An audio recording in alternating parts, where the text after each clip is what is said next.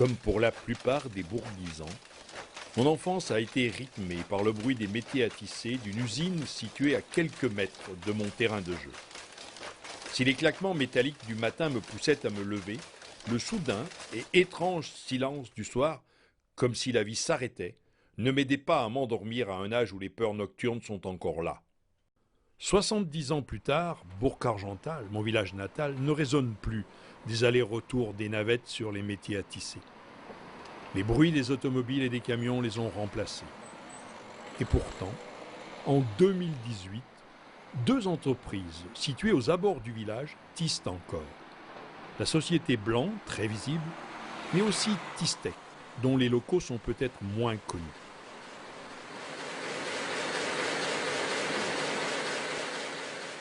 Tistec tisse des tissus pour l'industrie, principalement à base de fils de verre. Des fils techniques type carbone, aramide, et tout. Même on a travaillé il y a peu de temps sur du basalte. Kevlar, si, on en fait. Vraiment ponctuellement, mais on fait du Kevlar, ouais, pour certaines applications bien précises. On est capable de tisser de 3 mm en ruban de 3 mm jusqu'à des largeurs de 3 mètres. Actuellement, on est 13 personnes. Et on a toujours à peu près varié entre 12 et 15 personnes. On est totalement intégré, donc on a notre propre ordissage, on a le tissage, tout ce qui est l'enfilage et autres, on le fait en interne. On est même équipé d'imprégnation, de découpe. On propose des produits finis à nos clients. Donc on a dire, trois gros secteurs d'activité. On a tout ce qui est isolation électrique, pour isoler des câbles, principalement des câbles électriques. Donc là on travaille avec des grosses multinationales dans l'Europe. On travaille pour le domaine de la métallurgie, où on fabrique des filtres de coulée pour la fabrication de pièces. Là aussi, on travaille soit avec des petits fondeurs régionaux et même des grandes sociétés multinationales. Et après, on a un secteur où on travaille pour l'aéronautique, le militaire, ce serait plus dans le composite. On travaille avec Airbus, Dassault, on a des pièces qui vont sur la fusée Ariane. Bon, voilà. Mais bon, ça reste quand même confidentiel et très ponctuel.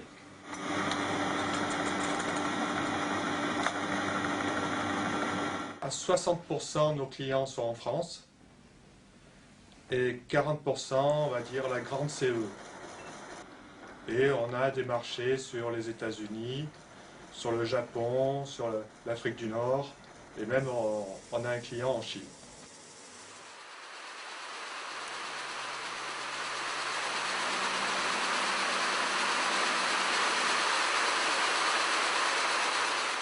Nous tissons des produits d'habillement, dans des mélanges de fils, de polyester, viscose, coton, flammé, enfin toutes sortes de fils, des fils fantaisie.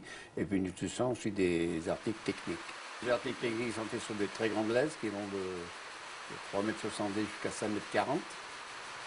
Et les articles habillement en soirée, on va dire, sont faits sur des petites machines de 180 cm. Chez Tissage Blanc, nous produisons le tissu écru, nous l'ennoblissons éventuellement en lui rajoutant une couleur, mais l'impression n'est pas faite chez nous. Donc c'est pour ça que l'agencement du tissu peut être assez complexe en fonction du nombre de couleurs que l'on veut obtenir, puisqu'on va utiliser des matières différentes, du polyamide, du polyester, de la viscose, du coton. Aujourd'hui, un secteur phare de notre activité chez Inoftech Industries, qui est la protection solaire, qui sont des produits destinés à l'intérieur des habitations. Le deuxième produit phare de notre activité, qui se détermine par des coloris assez chatoyants, sont aujourd'hui l'activité de la compétition automobile. Ces produits sont destinés à la protection individuelle des pilotes pour justement les protéger contre tout incident au feu. Ce sont des supports d'induction qui seront destinés à la réalisation de membranes étanchéité dans différents produits industriels. On va faire par exemple des joints toriques qui vont tenir à des grandes températures industrielles pendant de longues périodes et pour lesquels on demande des performances assez élevées techniquement en résistance mécanique et calorifique. Entre production, bureau et tout, on est environ une trentaine. Nous tournons en 5 équipes, une équipe du matin, une équipe de l'après-midi, une équipe de nuit et 2 équipes du week-end. Nous tournons sans arrêt avec nous arrêtons 5 semaines. Les machines que l'on a actuellement, c'est comme surtout les métiers larges, anglaises donc, c'est des métiers récents.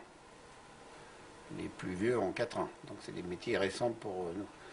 Sachant qu'une métier à tisser a une longueur de vie qui peut aller jusqu'à 20 ans. Le plus large, le métier d'ornier, tout monté, la machine 100 000 € à peu près. Aujourd'hui, nous avons des clients un petit peu sur la région lyonnaise, nous avons des clients sur Paris. Et puis nous avons des clients à l'étranger, toute l'Europe du Nord, et puis l'Espagne, l'Italie, voilà, un peu européen. Voilà. Les sociétés Tistec et Blanc ne sont pas nées de rien. Elles sont les descendantes, ainsi que les dernières survivantes, du vaste et riche tissu d'industrie textile qui a donné vie à Bourg-Argental depuis le milieu du 19e siècle. J'étais technicien chez Balayer Matelas. À cette époque, c'était un tissage phare de la région. J'étais technicien là-bas, donc et un beau jour, je suis parti en demandant à mon chef gareur, est-ce que tu connaîtrais un petit tissage? Et il m'a nommé celui de son oncle, M. Gaston Petit, qui avait un petit tissage à Bourg-Argental, rue de la Résistance. Et après, il y a eu l'usine Petit Martin qui s'est vendue. Donc j'ai déménagé dans l'usine Petit Martin, qui est à côté de nous. On a déménagé, on a modernisé un petit peu. Et puis après, on a un changement, on a fait construire à côté. Et là, on a rentré les métiers jet d'eau et jet d'air. Et puis un dernier changement où on est venu au métier large. Tistec, le propriétaire, c'est M. Stenn, qui est basé dans le nord du département, qui a une autre société qui s'appelle Steptis, et qui a repris Tistec en 2003 suite à le dépôt de bilan de la première société. Elle s'appelait STB Tistec, qui a été créée par M. Guignan donc, de Bourg-Argental, et qui a été vendue en 1972 à 2 personnes qui malheureusement n'ont pas pu redresser Tistec et qui est parti au dépôt de bilan. Après Mathieu, ça a été Verizon, qui faisait du verre. Après, ça a été Droit et Diamant. Et puis après, ça a été Guignard. Là, disons que le tissage chez Mathieu n'a jamais arrêté. Depuis une cinquantaine d'années, d'importantes évolutions techniques ont provoqué de fortes mutations du tissage. Pour autant, si les procédés de fabrication ont beaucoup évolué, les grands principes de cette fabrication sont en partie restés les mêmes. Le tissage pour lui-même est toujours pareil, hein. Il y a une chaîne et une trame. Donc que ce soit de la soie, que ce soit du viscose, que ce soit de ce que vous voudrez, pour l'instant c'est comme ça. En amont du tissage proprement dit, plusieurs étapes de préparation s'imposent, notamment la fabrication de la chaîne lors de la phase dite d'ourdissage. Il y a du fil qui va être travaillé pour faire de la trame et il y a du fil qui va être travaillé pour faire de la chaîne. L'ourdissoir, ça sert à faire la chaîne. Donc pour cette chaîne qui a été préparée sur le frambois de l'ourdissoir va être déroulée sur une ensouple, c'est-à-dire un rouleau qu'on met à l'arrière de l'ourdissoir. On fait autant de mise qu'il faut pour avoir le nombre total de fils qui va correspondre à la fassure, c'est-à-dire à la largeur du tissu sur le métier. La cantre c'est une espèce de râtelier, hein, sur lequel on enfile un tube en bois. Si vous aviez une chaîne, je ne sais pas, je vais exagérer, mais qui est 12 000 fils sur la largeur, il faudrait 12 000 bobines. Donc, c'est pour ça qu'on fait des mises d'un certain nombre de bobines.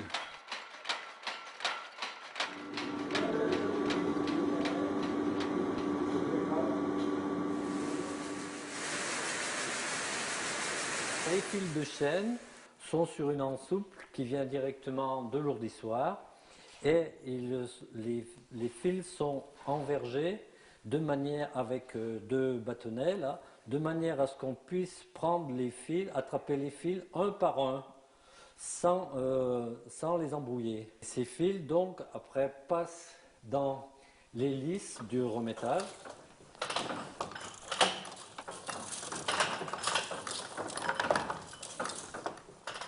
Puis les fils sont passés dans le peigne. La fonction de base du peigne, c'est de guider les fils de chêne et de les tenir à espace régulier. Ensuite, ça tasse le fil de trame. Et il y a également une autre fonction qu'on retrouve sur certains métiers, c'est le guidage sur ceux-ci de la navette, donc de la trame, et sur d'autres, uniquement de la trame quand on est sur des métiers ultramodernes.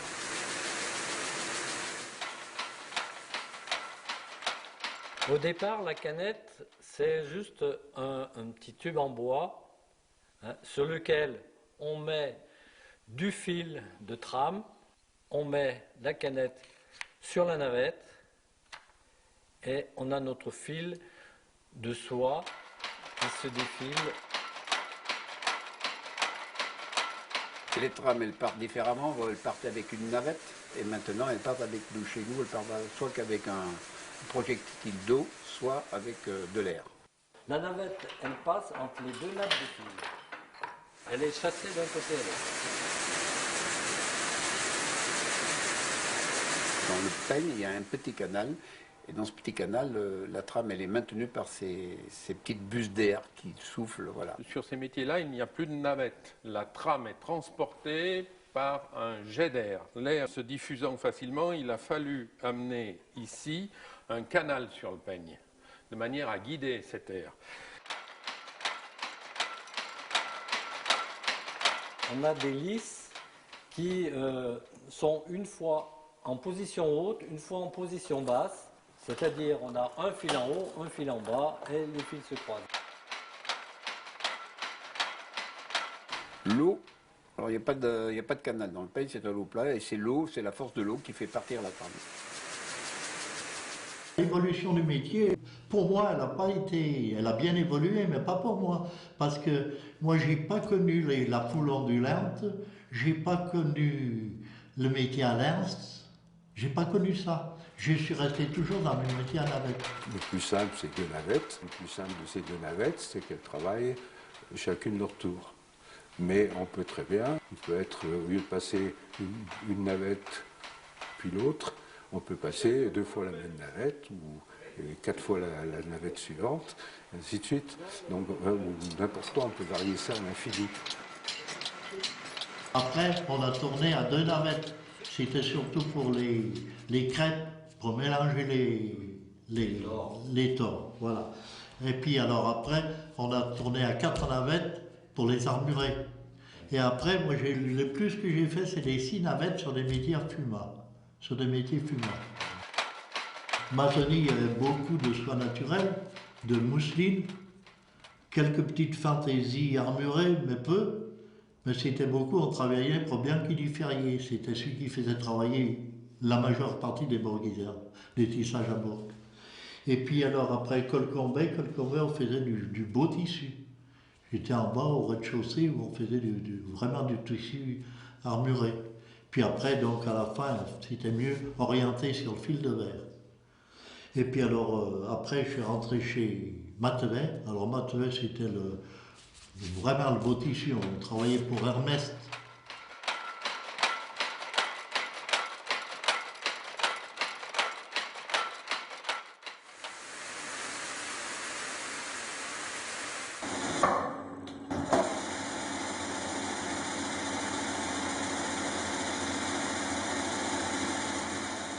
Si André Duclos n'a pas connu une très forte évolution des matériels et donc des techniques du tissage, son fils Marc, sur l'ensemble de sa carrière, a vécu les principales étapes d'une modernisation finalement assez récente.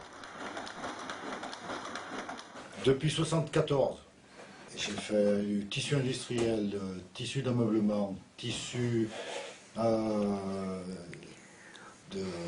passementerie, jacquard, orthopédie, lingerie, masculine, féminine. Et tout ça sur Bourg-Argental ou... Non. À Bourg, j'ai fait tissu industriel, tissu d'ameublement et habillement. On a modernisé un petit peu avec des machines, on a arrêté les Berilo et on a pris des Sainte-Colombe, changement de cadette, que j'ai racheté chez mon ancien patron de Balailly. Il y avait des tratteurs. Le traiteur, c'est celui qui regarde qu'il n'y a plus de fil dans la canette. Quand le traiteur fonctionnait, il arrêtait la navette du côté du distributeur. Un marteau mettait la canette pleine à la place de l'autre. Après, on a fait racheter des unifils qu'on appelle, c'est-à-dire où la canette se fait sur la machine, c'est-à-dire à bout. Et la canette, elle va dans la navette et ça s'appelle des unifils.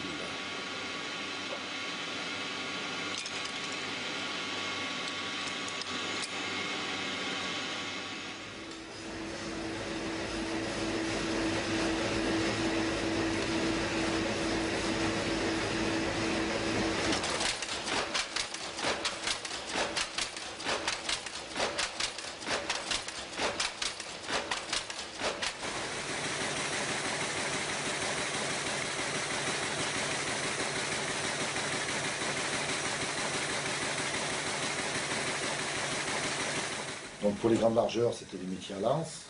Après, c'est venu des métiers à GDR, jet d'eau. Il y a beaucoup de réglages qui sont électroniquement. En ruban, c'est pareil, c'était des métiers à navette. Maintenant, c'est des métiers à aiguille avec des ratiers électroniques.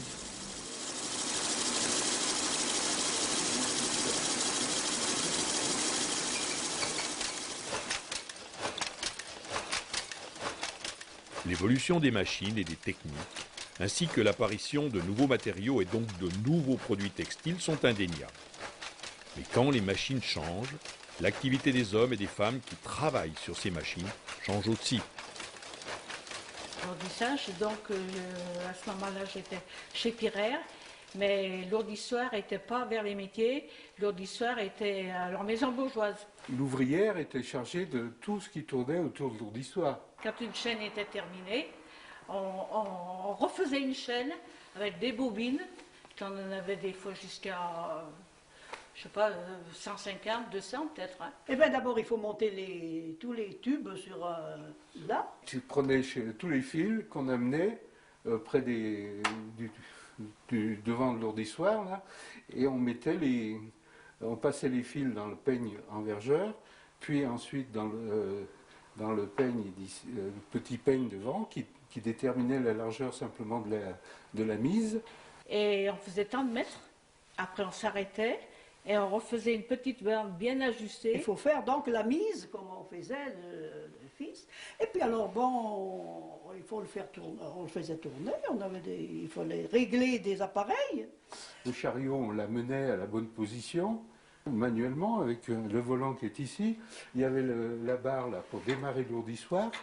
Et puis il y avait ici, latéralement, le compteur qui évaluait le nombre de mètres qu'allait faire la mise. Sachant qu'on a sur un ourdissoir, généralement un tambour qui fait 5 mètres de circonférence, eh bien, si on veut avoir une chaîne qui fait 1000 mètres à la sortie, eh bien, il faut faire un certain nombre de tours. Donc, dans l'occurrence, ça sera 200 tours. Ça dépendait de la largeur du rouleau. On arrivait à faire 10, 12, 7, 8, des petites rangées. Depuis son poste là-bas contre l'ourdissoir, elle surveillait toutes ces bobines. Et elle arrivait très bien, avec l'habitude, à voir qu'une bobine ne tournait plus, donc un fil avait cassé, ou qui commençait à s'enrouler avec le fil qui était en dessous, ou je ne sais quelle grimace il pouvait faire. Il ne fallait pas que ça se chevauche, parce qu'après vos fils cassaient.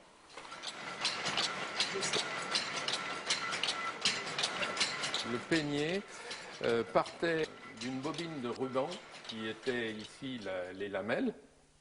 Ce ruban était coupé à longueur comme ceci et était, via une machine, les lamelles coupées étaient mises côte à côte, les unes à côté des autres, et ensuite c'était soudé, donc là on va parler pour un temps un petit peu plus ancien, c'était soudé à l'étain, comme ce peigne ici, sur des lamelles ici en acier.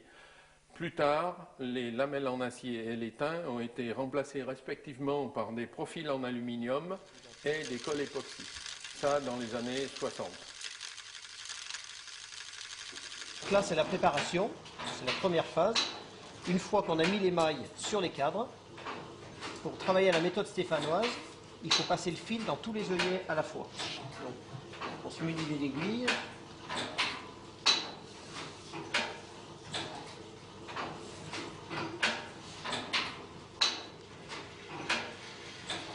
Et on passe le fil dans toutes les mailles à la fois pour qu'ils suivent. Voilà. Là, c'est prêt. On peut commencer à passer les mailles pour faire le remettage. En réalité, de nos jours, une troisième entreprise bourguisane intervient dans la chaîne de production textile. Si elle ne tisse pas au sens strict du terme, elle pratique le remettage, étape essentielle située entre l'ourdissage et le nouage des fils. L'envergure, c'est le fait de passer les deux baguettes pour séparer les fils deux par deux. Donc il y en a deux qui sont comme ça et deux comme ça tout le temps. Et c'est simplement pour les prendre dans le bon ordre. Sur ce métier-là, il y a 9300 fils à passer dans les dents deux par deux. Donc dans certaines usines, il y a une journalière qui s'occupe de ça, mais il n'y en a presque plus, quoi. C'est tous des gens qui approchent la retraite. Hein. Donc on a vu la partie manuelle. Aujourd'hui, il existe les machines automatiques. Donc là, on rentre le dessin sur un ordinateur. On programme toute la façon de faire le remettage. On met les mailles et le peigne sur la machine. Et après, la machine se débrouille. Il s'agit de la société Le Remettage Piraillon de Franck Trouillet, installée sur la zone artisanale des Rivets.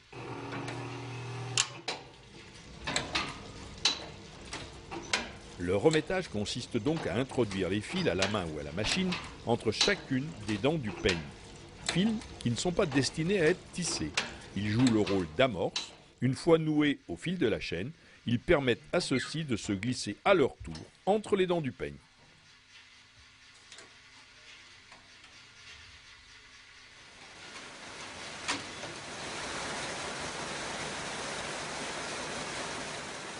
Ouais, c'est la dame qui a une machine maintenant qui prend le fil de la chaîne qui est fini et qui, lorsqu'on remet une nouvelle chaîne, elle prend les deux fils et elle les noue avec une machine. Avant, ça se nouait à la main.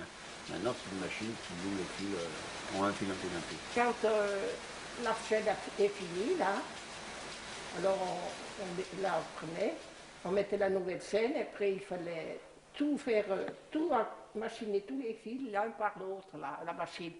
Mais au départ, ça se faisait à la main. Hein.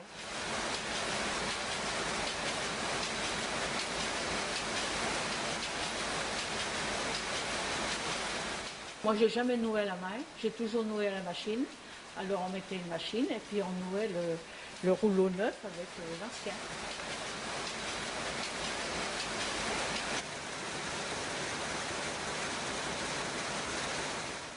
J'étais aux canettes. Les canettes, ben, c'est le truc qu'on met dans la navette pour faire le fil qui traverse dans la chaîne.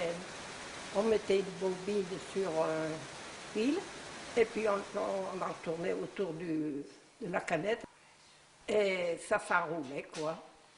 Ça s'arrêtait, on tirait. On avait je ne sais pas combien de canettes sur une machine, j'arrive plus à me rappeler.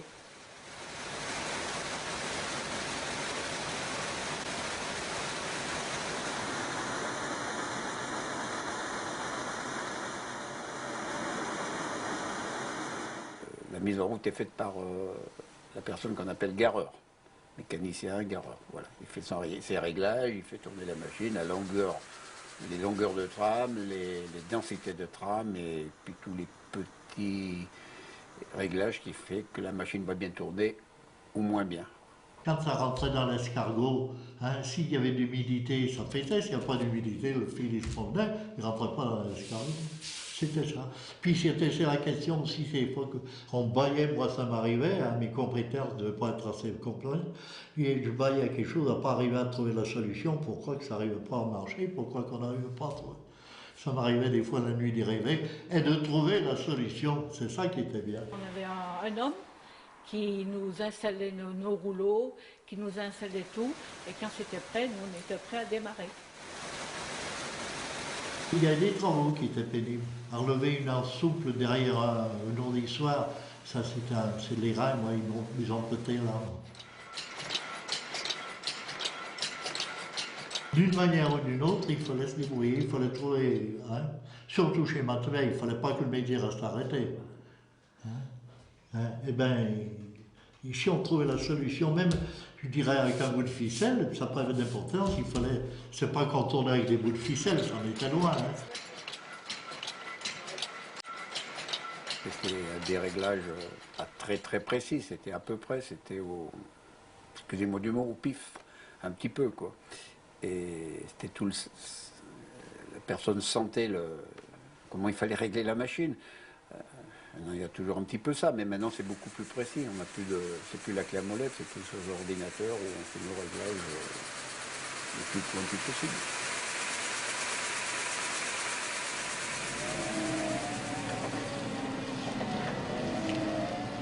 On a des chariots électriques. La manipulation va de 100 kg jusqu'à 500 kg la pièce. Alors qu'avant, la soie, c'était 2 kg, on prenait sur l'épaule et voilà, maintenant c'est fini. Lorsque vous avez un fil qui est cassé, ben, il faut le passer. Et si vous avez des petits bouchons, il faut casser le fil et le renouer. Bon, après, c'est surtout oui, de la surveillance. Les navettes passaient, repassaient, ça cassait, et le métier s'arrêtait, il fallait remettre la navette. Il y a des sécurités un peu de partout, la machine s'arrête et puis la tisseuse va sur la machine et elle voit ce qu'il y a. Si c'est un satellite qui finit, c'est très facile, c'est marqué, satellite gauche, satellite droite. Après, si c'est un fil qui est éraillé, c'est encore la personne humaine, elle va le voir, elle va dire, allez, il faut changer le fil.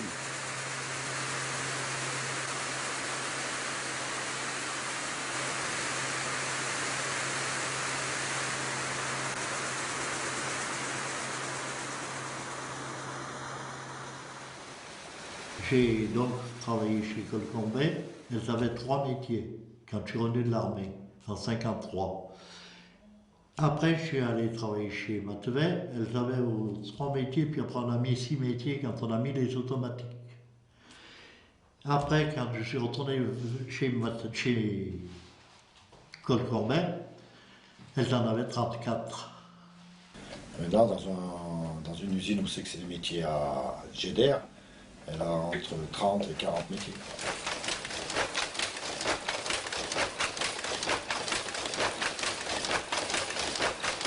Chez Giraudin, il fallait un petit peu tout savoir faire. Il y avait ce qu'on appelait des fricassés, c'est-à-dire les fricassés, c'était le métier, la navette s'engageait dans le métier et les fils cassaient.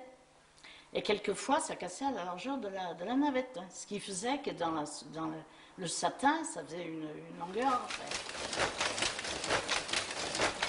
Celle qui avait son métier d'arrêté, ben, elle n'avait pas de mètre de tissu qui tournait. Je faisais de mètre, puis on était payé. Tandis que moi, en tant que journalière, j'étais à l'heure.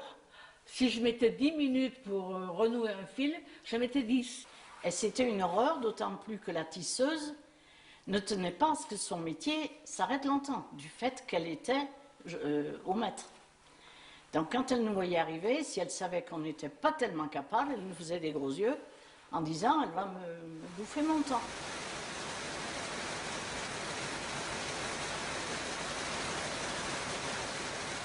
Pour réparer le dégât de la fricassée, ce qu'on appelait la fricassée, il fallait quelquefois, je ne sais pas moi, 1h30, ne serait-ce, oui, 1h30. Donc le métier est arrêté pendant tout ce temps. pour réparer le dégât, il y a une dame qui est derrière, vers le rouleau de soie non tissé, qui prend le fil à casser automatiquement. Elle prend le fil qui est cassé, nous devant, la dame qui est devant, elle passe ce fil dans la maille, elle le passe dans le peigne, elle le ramène devant pour qu'il puisse tisser.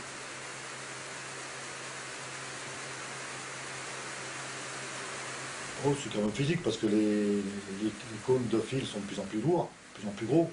Avant, elles avaient beaucoup de fils à passer sur le métier, mais maintenant, elles n'en passent pas beaucoup. Elles changent surtout les cônes. Et quand à la fin de la journée, elles en aura marre, hein, parce qu'elles tournent toute une journée à changer des coups. On a 2 personnes qui visitent les tissus. Donc à la visiteuse, on contrôle un peu, on va plus loin, on contrôle, et on voit tous les petits défauts qu'on n'a pas vus au tissage, parce qu'une personne ne peut pas voir. Et la machine à visiter, on passe à, je crois que c'est à peu près à 12 mètres minutes. J'ai d'abord suivi les coupes. Alors les coupes, quand on avait que le métier était fini, qu'on avait mis les coupes, on mettait les coupes sur la table et on regardait s'il n'y avait pas des défauts.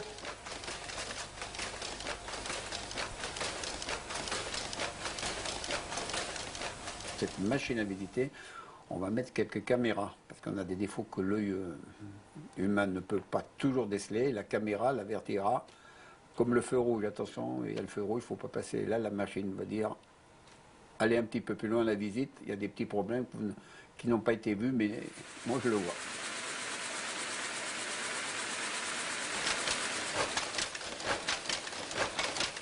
Si la deuxième moitié du XXe siècle a vu l'industrie textile se transformer radicalement du fait des évolutions techniques, les progrès des conditions de travail de la première moitié du XXe semblent gigantesques.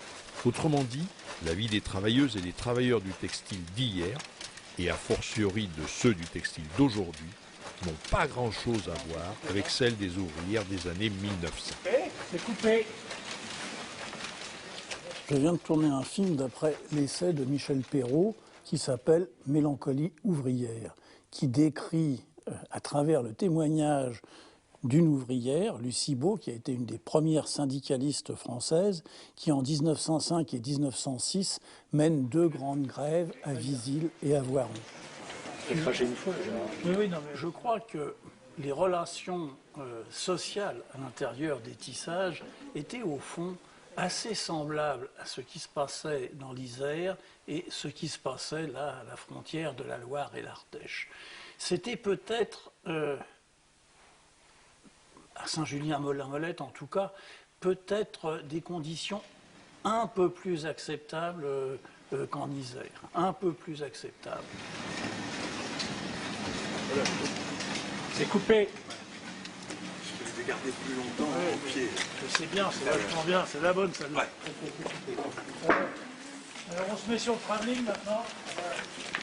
Chez Giraudet, on commençait à 6h30 le matin, on arrêtait à 11h30 jusqu'à 1h30 pour manger, et de 1h30, 6h30. Et on travaillait tous les jours systématiquement 10 heures, et souvent le samedi matin. Ce qui faisait 55 heures par semaine. Moi, mes heures, 5 heures, 1 heure, 1 heure, 9 heures. Et souvent, le samedi matin, j'arrivais à travailler le samedi après-midi. Une semaine du matin, une semaine de l'après-midi. Il ne fallait pas se tromper d'heure. Parce qu'une fois, je suis arrivée dans les rues à 4 heures du matin. C'était pour 5 heures. Alors, on se croisait dans les rues à 5 heures du matin. Les unes allaient là, les unes allaient ailleurs, et ainsi de suite.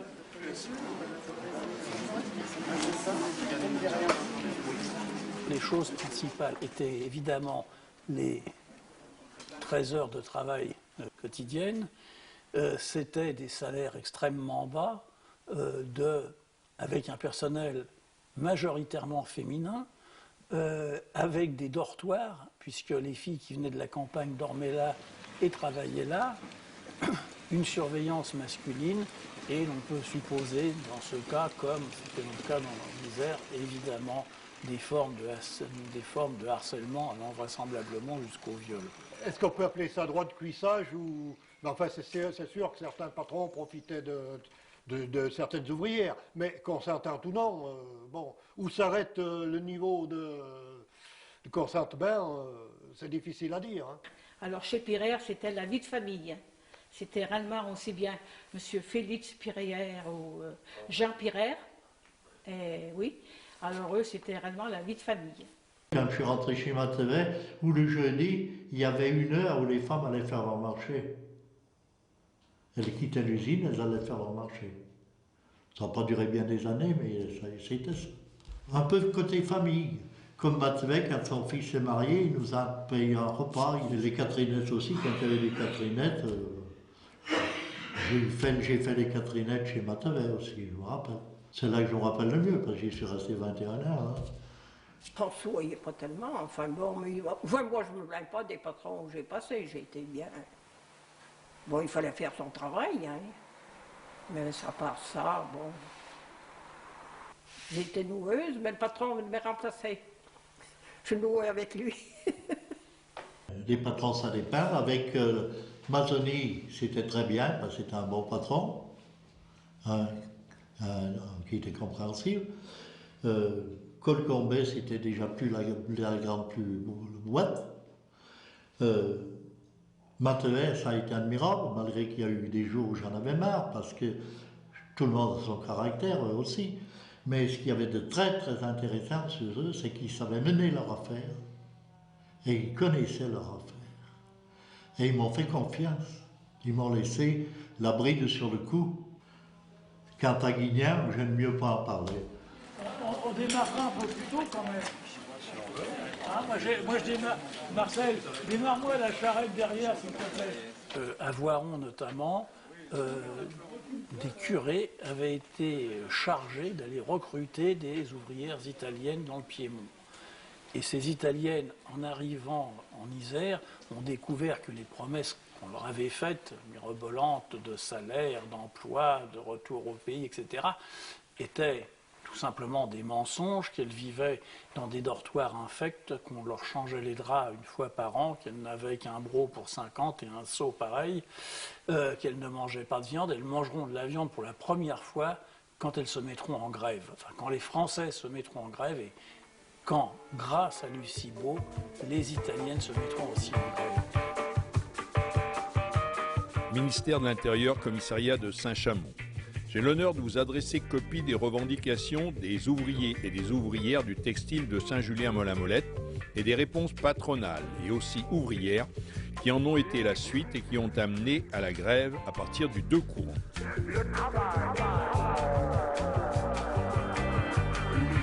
Revendications. Considérons que le prix de la vie chère augmente chaque jour, que les journées de tutelle ne correspondent plus aux nécessités de la vie et que malgré les désirs des ouvrières et ouvriers de ne susciter aucun conflit capable de troubler l'entente entre patrons et ouvriers, ils se voient dans l'obligation de faire une nouvelle et juste réclamation. Ils déclarent que le contrat sur lequel est réglé jusqu'au 1er janvier 1918 une indemnité de cherté de 8 francs par jour ne correspond pas. N'en déplaise à Hegel, l'esclave ne maîtrise rien. De quotidiens en quotidien, de plus en plus impersonnel, le travail.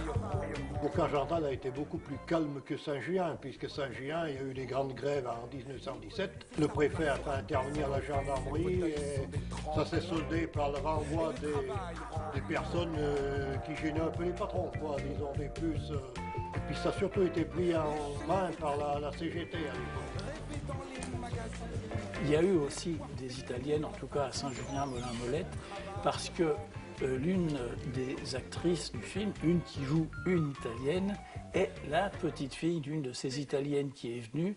Et tous les noms que je cite dans le film sont les noms authentiques de celles qui étaient là aussi venues du Piémont. Au Bourg-Argental, il n'y a pratiquement rien eu. Il y a eu une ou deux petites grèves, mais c'est insignifiant, quoi. Ça a duré 1 ou 2 jours. Je pense que Bourg-Argental, les patrons, c'était peut-être comme les Jarrossons. Les Jarrossons, c'était des Lyonnais qui avaient implanté des usines à Saint-Sauveur et à Bourg-Argental, mais qui en parallèle avaient créé un système social. Quand les ouvrières étaient, disons, en difficulté, bon, les acquis sociaux étaient assez importants, ce qui n'avait peut-être pas Saint-Julien à l'époque. Le patronat, au début du XXe siècle, se considère au fond comme une sorte de patronat de droit divin. Il donne du travail aux ouvrières comme si c'était un don et non pas une exploitation éhontée. Et il y a une dimension qui vient sans doute, je crois, de la prégnance de la religion, une dimension presque moralisatrice. Il faut travailler parce que ça plaît à Dieu. Il faut travailler pour être conforme à ce qu'enseigne la religion. Il faut surtout distinguer deux choses. Il y a les usines, purement les usines internat type Colcombet, qui prenaient en main les ouvrières depuis leur lever jusqu'au coucher, et elles étaient encadrées par des sœurs durant leurs heures de travail, avec aumôniers, chapelles, enfin la religion avait une grande prise sur elles. Et puis les autres usines qui étaient plutôt des patrons paternalistes. Les curés sont très très présents pour justement imposer aux femmes, justifier aux femmes les conditions qui leur sont faites, comme si c'était finalement une sorte de mortification religieuse nécessaire pour qu'elles gagnent leur paradis. Tout ça, c'est de la propagande, du mensonge absolu.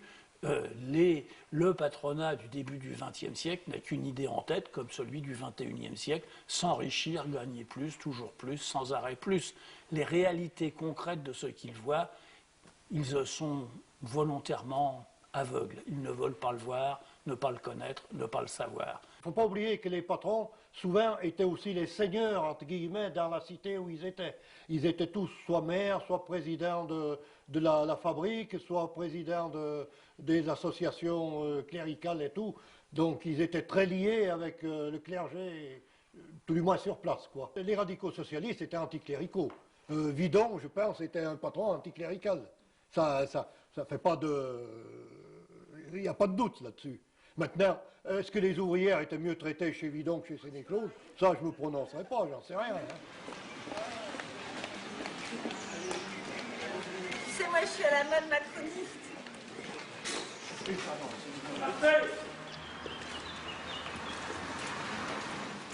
Les jeunes filles qui commençaient à 9, 10, 11 ans comme apprentis étaient spécialement maltraités, comme étaient maltraités les enfants dans d'autres circonstances. Et je crois que c'est là le point de rencontre. Mais il y a, je dirais, une sorte de voile d'obscurité par absence de témoignage. Et en même temps, entre les personnes les plus âgées que j'ai pu rencontrer à Saint-Julien, bon, les conditions étaient dures, elles me paraissent être un peu moins dures que ce qu'elles pouvaient être en Isère. Les patrons, ils étaient un peu dans le même bateau que les ouvriers. Ils dépendaient aussi des donneurs d'ordre lyonnais, donc ils étaient un peu coincés des moments, quoi. Et ça se ressentait au niveau des ouvriers, des ouvrières.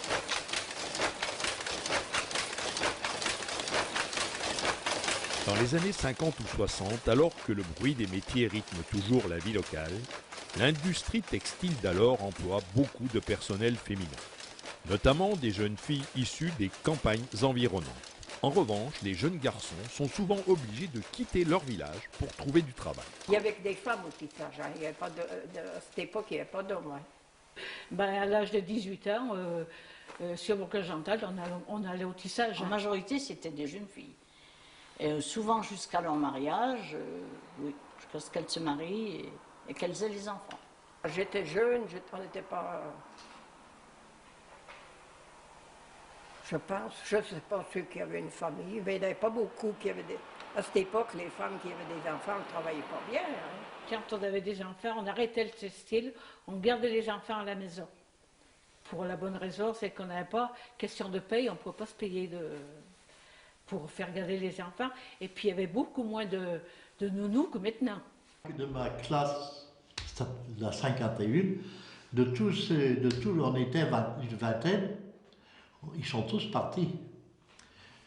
Il y en avait un qui était à Lorme, il y en a 2, 3 qui étaient à Saint-Étienne, il y en a 2 qui étaient à Paris, il y en avait qui étaient à Grenoble, il y en avait qui étaient à Lyon. Ils étaient tous partis, il n'y avait pas de travail. Pas de travail. On était contents d'avoir trouvé du travail. Moi, j'étais chez mes parents, donc j'avais pas de gros frais de tout ce qui est loyer. À la campagne, on avait pour manger. On ne se plaignait pas de nos salaires du tout. On trouvait qu'on était raisonnablement payés. J'étais chez mes parents aussi, c'est toujours pareil. Ils étaient à une ferme, alors bon, on avait quand même des avantages.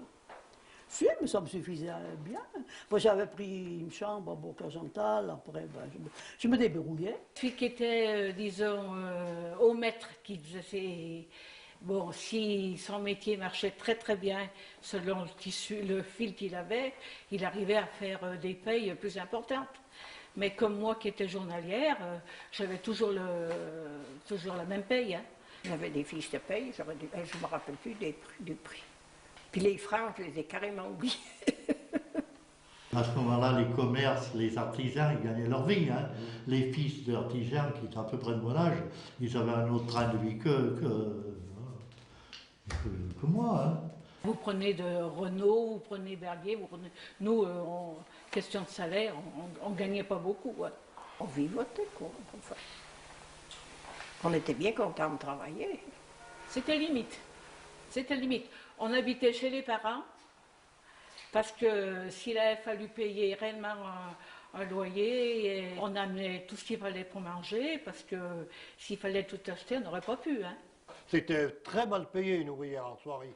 Moi, personnellement, je me rappelle quand j'ai commencé dans les années 60 à travailler c'était la 9e à l'époque, pratiquement, je faisais à moi tout seul, je faisais les 3/4 des salaires de mes parents, qui travaillaient tous les deux dans la soirée. Parce que ce qui était bien payé, c'était les gareurs, c'était les mécaniciens, c'était les gars comme ça, les hommes. Il y a eu la période où ils étaient recherchés. On ne trouvait pas de gareurs, alors on était sollicité. Si on était payé bien correctement. C'était le gareur qui ouvrait en principe. Et bon, chacun était sérieux, chacun faisait son travail. Tous étaient dépendants du gareur. Hein. Oui. Là, il ne faut pas le perdre de vue. Hein. Disons qu'on était solidaires. Elles avaient besoin de moi, mais comme moi j'avais besoin d'eux. S'il n'y avait pas eu les tisseuses, je ne gagnais pas ma vie. Hein. On prenait sa place. Notre blouse, en fin de semaine, très sale, qui était... Le lundi, on prenait la blouse propre. On avait un placard, et c'est tout. On mangeait un petit sandwich en travaillant, en surveillant nos métiers, en disant on n'a pas réellement des heures de repos. Pour aller au WC, on ne demandait rien à personne, on partait, on revenait. Ah oui, on était debout là, oui. Mais on s'assoyait rarement parce qu'il fallait toujours faire la navette.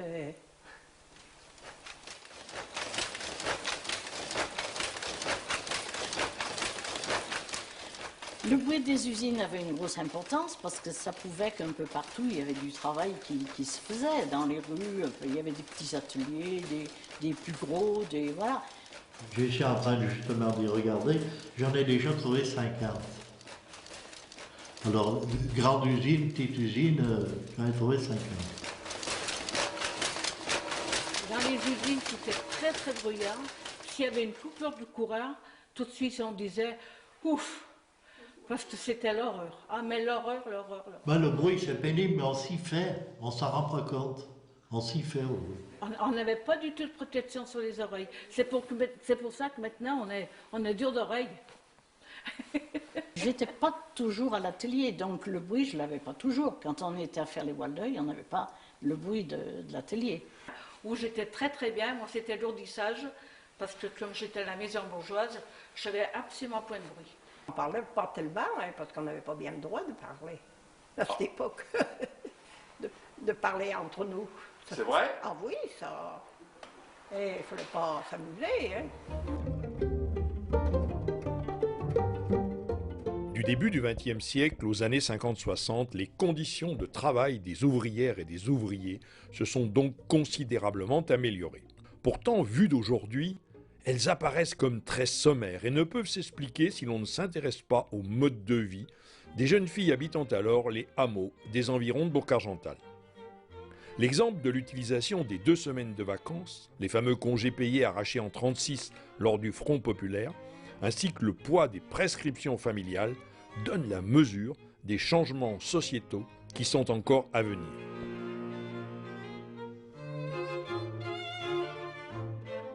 J'ai commencé avec 15 jours de vacances. Et puis après, ils ont mis la 3 semaines. Et puis après, j'ai commencé, moi, avec 15 jours. Oh, des vacances, des vacances. Moi, je n'ai jamais point eu de vacances. Jamais point eu de vacances. J'ai jamais pris un jour de vacances. Les 15 premiers jours du mois d'août, on les passait chez les parents. Eh bien, on leur aidait, on allait garder les vaches, on faisait des pommes de terre, on faisait le travail de la ferme. J'ai passé des vacances merveilleuses, magnifiques, avec pas un rond, parce que mon père était malheureux et moi, je n'avais pas trop de rond. J'avais 17 ans. Alors on y allait en vélo, et là, après en vélo, on allait se promener, on faisait le tour, on allait au Sainte-Marie, le Mont-Ventoux, on avait fait tout. À ce moment-là, en vélo, on se débrouillait, il n'y avait pas d'autres moyens de locomotion. Des loisirs? On n'avait pas beaucoup de loisirs. Quand je ne travaillais pas, j'étais chez mes parents, je leur aidais, puis c'est tout. Il était une ferme. Un peu de sport, mais il n'y en avait pas beaucoup. Alors moi, je me suis tourné vers la musique, je ne regrette pas. Nos parents comptaient sur nous.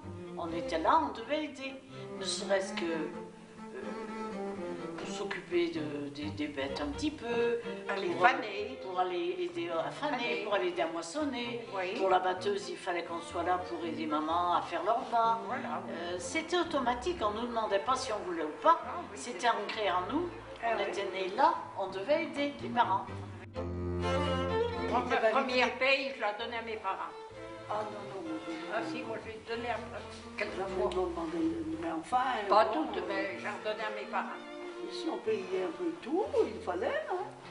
Quand on Eh bien, moi je n'ai pas donné à mes parents, Ah, mais quand on avait besoin ils m'ont jamais rien demandé. on se faisait plaisir, on s'achetait de petites choses et puis on les mettait de côté. Et voilà. On les mettait de côté. Moi, mon loisir, je faisais de la couture, ça me plaisait. Je tricotais. On a tricoté, oui. On faisait On avait notre pas de trousseau. loisir, hein. On faisait un Ah oui, trousseau. on avait des trousseaux. Voilà. À cette époque-là, il y avait un monsieur qui passait 2 fois par an. Il vendait, enfin chez nous, hein, tu te souviens toi? Il te vendait de la toile au mètre. Alors tu en achetais pour faire 3-4 draps. Alors tu les ourlais, tu les brodais, tout ce qui était à la machine. Eh ben, tout ce qu'il fallait. Et on les mettait de côté. Quand on s'est mariés, on les a retrouvés. Le monsieur, il n'avait rien du tout. Il n'avait rien du tout en fait. Mais la fille apportait son trousseau. Oui, c'est bien que les hommes. Ah, mais les hommes, ils n'avaient rien. Hein. Non, ils n'avaient rien du tout. Hein. On leur fournissait des torchons, tout. Et la vaisselle. Ben, la vaisselle, on l'avait des fois en cadeau. Ben, à cette époque-là, il y avait d'abord 3 messes. Et oui. Alors bon. Ah oui, il y avait la messe. Eh ben oui. Alors les parents, bon, il fallait aller à la messe. Et les garçons et les filles y allaient. Eh ben c'est là qu'il y avait beaucoup de monde. C'est là qu'on trouvait du monde. On draguait à la messe? Mais draguer n'existait pas à cette époque-là, alors pensez-vous, on draguait pas à ce moment-là. On se parlait dans la rue et puis c'est tout. On n'allait même pas au quand café. c'était sérieux, il fallait que ce soit presque, oui, sérieux. Il fallait qu'il se décide, quoi. On draguait pas, ça n'existait pas. Ça. Quand on passait le conseil, c'est le bourg qui montait à Saint-Sauveur. Je me rappelle pour ma classe. Ah oui, quand il passait le conseil. Pour la fête. Alors c'est le bourg qui était monté à Saint-Sauveur, puis on avait bu ensemble. Hein, oui. Et après, pour s'en débarrasser, pas commode. C'est formidable, ça. Et moi, j'ai eu des copains merveilleux aussi. Hein. J'ai eu une jeunesse extraordinaire avec pas un rond. Hein. C'est ça qui est beau. Hein.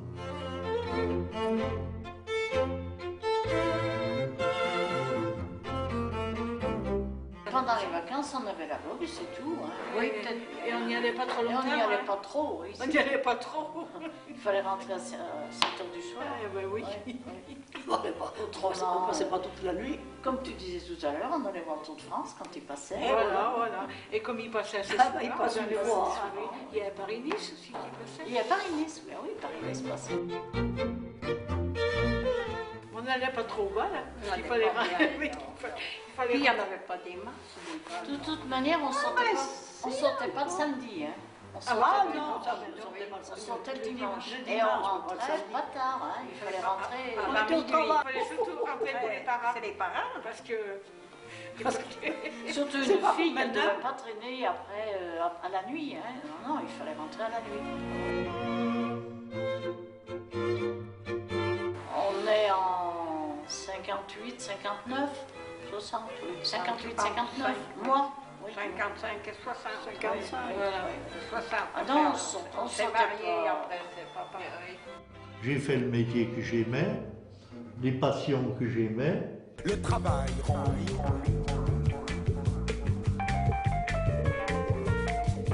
N'en déplaise à Hegel, l'esclave ne maîtrise rien. De quotidiens en quotidien, de plus en plus impersonnel. 60 ans plus tard, on mesure combien les techniques, les conditions de travail et les modes de vie ont été chamboulés. Le monde, dans son ensemble, a lui aussi changé. Mais il n'a pas évolué dans le même sens, ni à la même vitesse pour tous les habitants de la planète. La mondialisation est là avec son cortège d'injustices et d'inégalités. Néanmoins, dans cette jungle, parfois sans loi et sans repère, le textile bourguisan existe toujours. On arrive à exister par un peu notre savoir-faire, et puis par les gens que l'on a, et puis par la ténacité, la volonté de tenir. Peut-être des produits qu'il est difficile d'aller chercher en Chine ou ailleurs, vu le coût de transport, et qui sont nos clients ont plus confiance chez nous. Pourquoi dès qu'il y a un petit problème, on le résout avec eux. Tandis que si vous avez un problème et que votre tissu vient de Chine, Tataouine, je dis moi, bon, c'est plus difficile à résoudre. Nous-mêmes, nous avons eu acheté des fils là-bas, et quand on a un problème, eh ben, on vous dit, monsieur, c'est comme ça. Il faut se battre tous les jours. Mais on s'en sort. Ça fait 13 ans que je suis là. Les premiers temps ont été difficiles. On a bien redressé la société. Et maintenant, elle a pris son rythme de croisière. On n'est pas là pour devenir une multinationale, donc on va rester petit. On va rester dans notre secteur d'activité et normalement tout devrait bien se passer. Les fabricants de peignes en France ont disparu puisque j'ai été le dernier fabricant de peignes français. Actuellement, pour trouver des peignes, il faut avoir affaire soit des Italiens, soit des Belges, soit des Espagnols, voire beaucoup à des Japonais. On a encore une chance, on va dire en Europe, c'est que tout ce qui est vraiment du technique et du spécifique, il y a encore beaucoup de demandes. Tout ce qui est gros volume, ça, faut plus y compter, ça reviendra jamais. Mais si on innove, on est réactif, compétent, on a encore un avenir en France et principalement sur Bourg-Argental. En conclusion de ce télescopage voulu entre textile d'aujourd'hui et textile d'hier, voire d'avant-hier, l'importance et la nature des changements crèvent les yeux. L'évolution des matériels et des techniques démontre une capacité humaine d'innovation phénoménale. Mais à qui ces changements ont-ils profité et dans quelles conditions? Par exemple, les progrès des conditions de travail, énormes au fil du XXe siècle, ont presque tous été arrachés et rarement octroyés. Même si, sur ce plan, Bourg-Argental a surtout bénéficié des actions des autres. Si dans la première moitié du XXe siècle, près de 1000 personnes vivaient directement ou indirectement du textile, aujourd'hui, à peine une cinquantaine de bourguisans travaillent encore au sein de cette filière. Est-ce dû à une baisse globale du nombre des emplois liés à l'automatisation? Est-ce dû à la fuite des emplois vers des pays pauvres aux conditions de travail proches de celles du début du XXe siècle? Est-ce dû à des choix stratégiques d'abandon, plus ou moins voulus de l'industrie au bénéfice du secteur tertiaire? Les questions restent posées, avec en arrière-plan cette interrogation: aurait-on pu faire autrement?